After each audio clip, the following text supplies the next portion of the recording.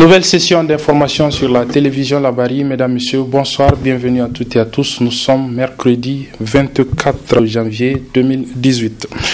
Retenez d'abord le lancement ce matin au Palais des Congrès de Niamey d'un projet intitulé Initiative pour le développement de l'entreprise ID en abrégé. C'est un projet financé par l'Organisation internationale pour les migrations OIM, la représentation du Niger notamment. Résumé de la cérémonie de lancement de ce projet avec nos reporters Sadou Doumi et Nafissa Yahaya. La présente cérémonie marque le lancement officiel du projet Initiative pour le développement de l'entreprise IDE au Niger de l'Organisation internationale pour les migrations OIM en appui avec l'Agence italienne pour la coopération au développement. Ce projet vient fort opportunément renforcer les efforts du gouvernement du Niger dans la mise en œuvre du plan d'action de l'entrepreneuriat des jeunes pour la période 2018-2020, tel que décliné à travers 3 axes stratégiques que sont l'axe 1, amélioration du cadre institutionnel de l'entrepreneuriat des jeunes, axe 2, développement de la culture entrepreneuriale chez les jeunes et axe 3, développement d'un cadre opérationnel d'appui à l'entrepreneuriat. Le projet Initiative pour le développement de l'entreprise au Niger est financé par la coopération italienne d'un montant de 3 300 000 euros, soit environ 2 164 635 000 francs CFA. Ce projet constitue donc une véritable opportunité pour les jeunes de ces zones d'intervention que sont les villes de Niamey, Zender et Tawa.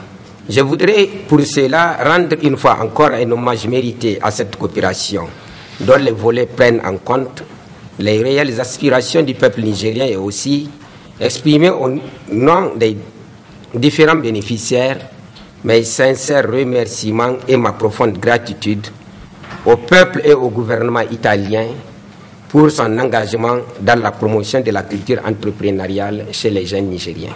Occasion pour le chef de mission de l'OIM Niger de rappeler l'importance de ce projet pour les jeunes. Ce projet permettra d'appuyer 40 entreprises de jeunes déjà existantes et 40 nouvelles entreprises. Il permettra aussi de former 360 étudiants pour consolider leurs connaissances dans les secteurs les plus novateurs et renforcer la capacité technique des marchés, d'élargir leurs compétences commerciales. Dans ce contexte, il apparaît crucial d'investir dans le développement des capacités de la jeunesse, de lui donner les bagages dont elle a besoin pour s'intégrer socialement, professionnellement et économiquement. Tous les leviers disponibles pour faciliter l'insertion des jeunes dans le monde du travail, adapter l'offre de formation professionnelle aux enjeux économiques et environnementaux et promouvoir l'entrepreneuriat et l'auto-emploi doivent être activés. Prévu pour durer 36 mois, l'idée va permettre d'augmenter les possibilités de la création d'emplois pour les jeunes Nigériens en renforçant leurs compétences techniques et en soutenant les entreprises locales. L'ONG internationale Oxfam a lancé sa campagne Combattre les inégalités comme elle a l'habitude de le faire à chaque veille de la tenue du Forum économique mondial qui se tient donc, comme vous le savez, chaque année à Davos en Suisse. Eh bien, cette campagne de cette année a été rendue publique le 22 janvier dernier, il y a donc 2 jours. Et dans ce rapport, il est entre autres ressorti que sur les plus de 100% de richesses créées dans le monde, les 82% sont empochés seulement par les riches. C'est une façon pour l'ONG internationale d'interpeller la conscience de la population et des hommes politiques notamment. Je vous propose de revenir sur le rapport publié donc par Oxfam dans ce reportage de Halidou Bourema et Ismaël Momoni. 82% des richesses créées l'an dernier ont été empochées par 1% des plus riches du monde, tandis que les 3,7 milliards de personnes qui forment la moitié la plus pauvre de la planète n'en a rien vu. C'est ce qui ressort du rapport de l'Oxfam, partager la richesse avec celles et ceux qui la créent. Ce rapport montre aisément comment le système économique mondial permet aux minorités fortunées d'engranger beaucoup de richesses alors que l'immense majorité des travailleurs ne touchent que des miettes. Ce n'est pas surprenant, c'est la réalité, c'est la logique comme ça. Parce que le système capitaliste concentre les richesses sur les bourgeois. C'est une petite élite nantie, c'est quelques riches sur lesquels la richesse est concentrée. Et de l'autre côté, c'est la paupérisation absolue des pauvres, des prolétaires. Mais ça ne peut pas être autrement, je veux illustrer cela. Dans notre pays, actuellement, il y a la loi de finances 2018 qui fait l'objet d'une contestation acerbe. Cette situation d'inégalité est présente au Niger, à l'image de la loi de finances 2018, comme en atteste l'acteur de la société civile, Idi Abdou. Lorsque les riches se soustraient à l'impôt et que on presse les pauvres comme des citrons pour financer ces riches, il n'y a pas de raison que le creuset entre les riches et les pauvres ne s'agrandisse. Vous voyez, on a fait allégeance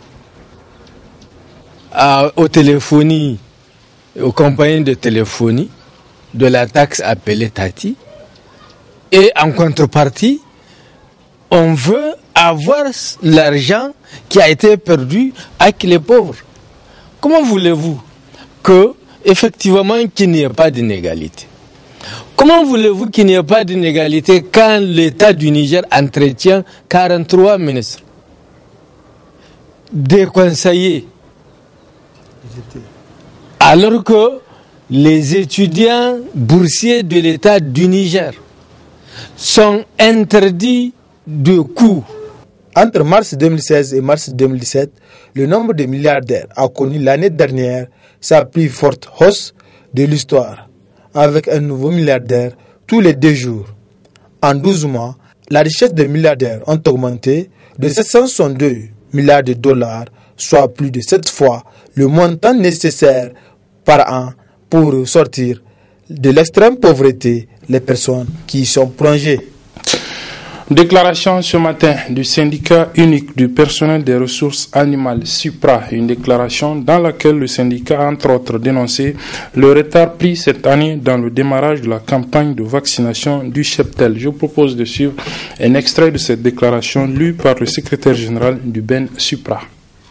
Le BEN SUPRA interpelle le gouvernement de la 7e République pour son devoir constitutionnel d'assurer la santé de la population. S'indigne du retard injustifié, jamais vécu dans l'histoire de la campagne de vaccination au Niger, qui n'est pas sans conséquence sur la santé publique et sur l'économie nationale. Dénonce et fustige l'attitude du gouvernement quant à la faible allocation budgétaire au secteur de l'agriculture et de l'élevage. Exige du gouvernement de la 7e République le déblocage immédiat des moyens conséquents pour l'exécution de la campagne de vaccination du cheptel contre les principales maladies animales, en évitant aux éleveurs et à la population, entre autres, la situation de détresse née de l'épidémie de la fièvre de la vallée du Rift en 2016, dans les départements de Tintabaraden et d'Avalak, et celle de la grippe aviaire de 2006 et de 2016.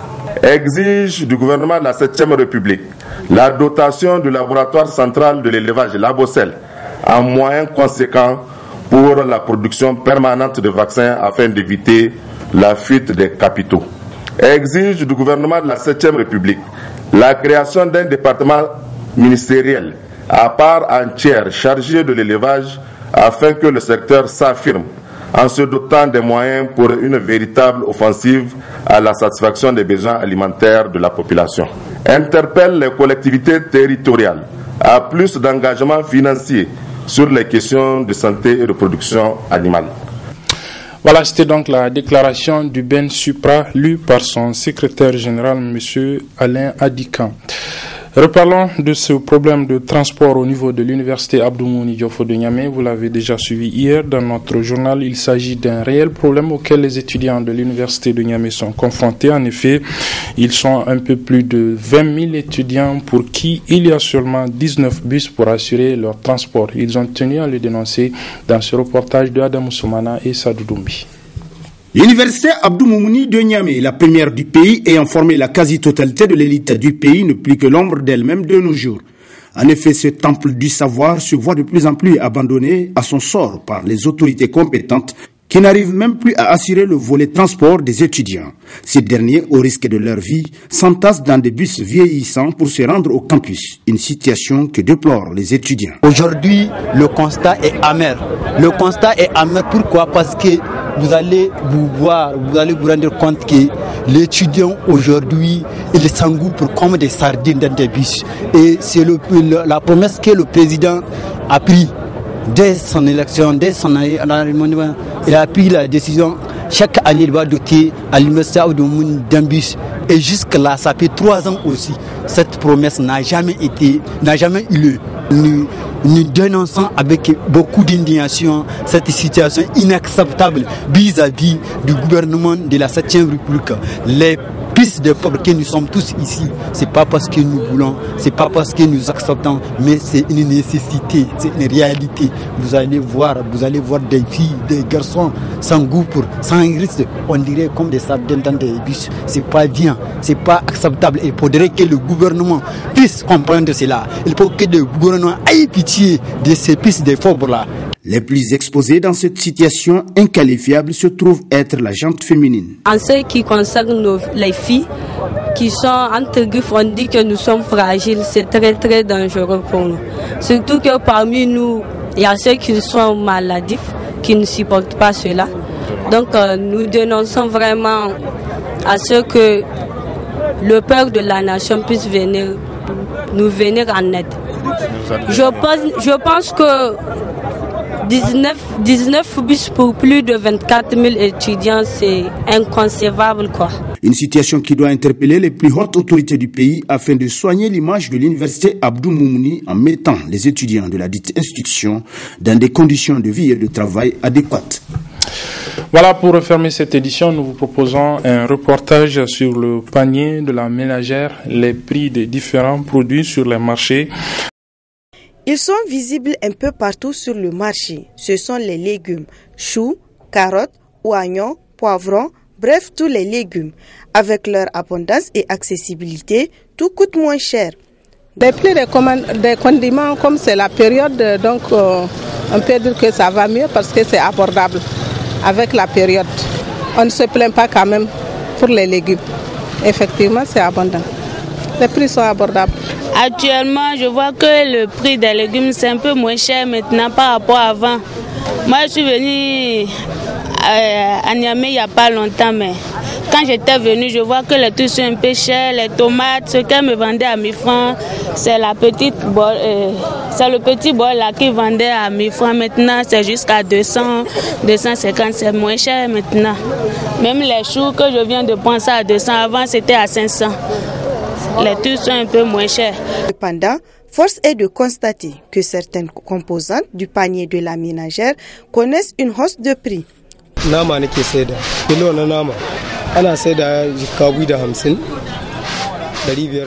Nous vendons le kilogramme de la viande à 2250 francs, voire 2600. C'est pas comme avant. Les prix ont grimpé. Raison de la hausse du prix, quand même, on se plaint pas. Les clients viennent.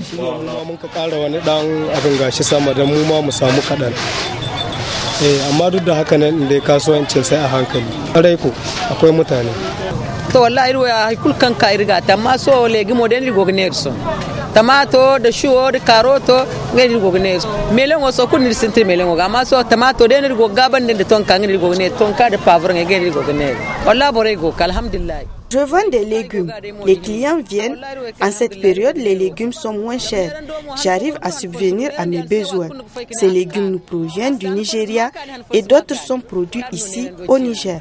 Walla légumes woyinga. Tomato go guna hala haustare har kambo Nigeria hari go kanda. In Niger wono so kunna sintir fatte kayni kayna. Show mo in Niger wono gara. haustare wono gar melez no girsar karoto mo in Niger wono no pavron o son ya de no ton kamo Niger wono de no fatso. Il faut noter que le panier de la ménagère est plein malgré la morosité économique du pays qui touche les citoyens.